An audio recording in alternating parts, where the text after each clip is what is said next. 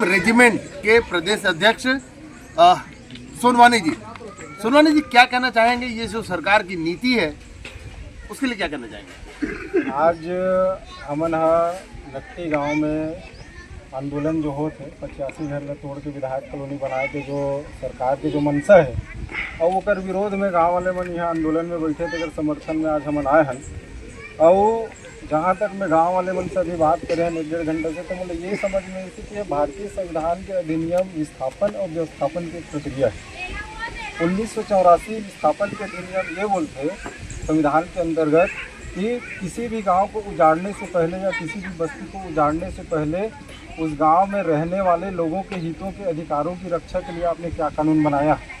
ऐसा कोई भी कानून छत्तीसगढ़ सरकार ने नहीं बनाया है। डायरेक्ट ग्रामीणों को जो है विस्थापन के लिए नोटिस थमा दिया गया है। उसके बाद आते हैं व्यवस्थापन। विस्थापन करने से पहले सरकार को व्यवस्थापन के अधिनियम है भारतीय संविधान में 2003 का, उसमें विस्थापन करने से पहले सरकार को उनको व्यवस्थापन देना पड़ता है। तो मैंने यहाँ के ग्रामीणों से बात किया तो ग्रामीण लोग बोले कि अभी तक कोई व्यवस्थापन वाली प्रक्रिया स्टार्ट नहीं हुआ है।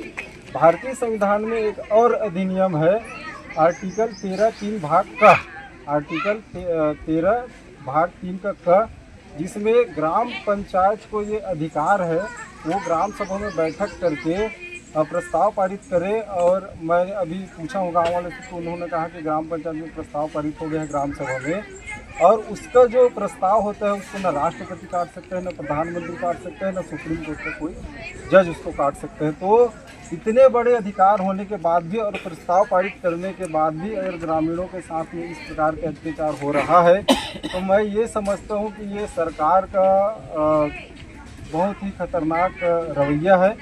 और इन सब मामलों में जैसा कि अभी आपने दिलीप मेरे भैया जी से पूछा कि पुरखा मन के का है हम, तो जो कलेक्टर अधिकारी तहसीलदार या एसडीएम यहाँ पे विस्थापन के लिए कागजात लेके आ रही से, तो मैं आप मन देश के चौथा स्तंभ हरो और ग्रामीण मन के माध्यम से सरकार ने पूछना चाहता हूँ कि कलेक्टर के यहाँ कोई पूर्वज में रहेगा, कोई एसडीएम के कोई यहाँ पूर्वज में रहेगा, कोई एसपी के पूर्वज में रहेगा। यहाँ मरे कौन है?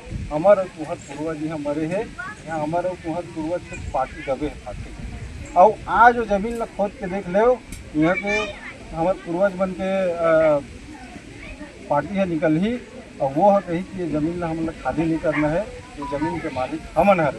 और भारतीय संविधान के तहत जो ज़मीन सरकारी है वो ज़मीन हमारी है और हमको यहाँ से कोई भी नहीं निकाल सकता है। मैं आपके माध्यम से ग्रामवासियों को आश्वासन देके जाता हूँ। हमारा 20-22 जिलों में संगठन है। कल से हर जिले हर ब्लॉक में हमारा आंदोलन चालू हो जाएगा और आपका ये जो मुद्दा है उसको हम प्रदेश लेवल पे उठाएंगे और ज़मीन से लेके कानूनी कार्रवाई जो भी बनता है दिलीप मेरी भैया के साथ में और अनदर जो भी संगठन समिति यहाँ समर्थन देने के लिए आए हैं उनके साथ में हम कदम से कदम मिलाकर चलेंगे।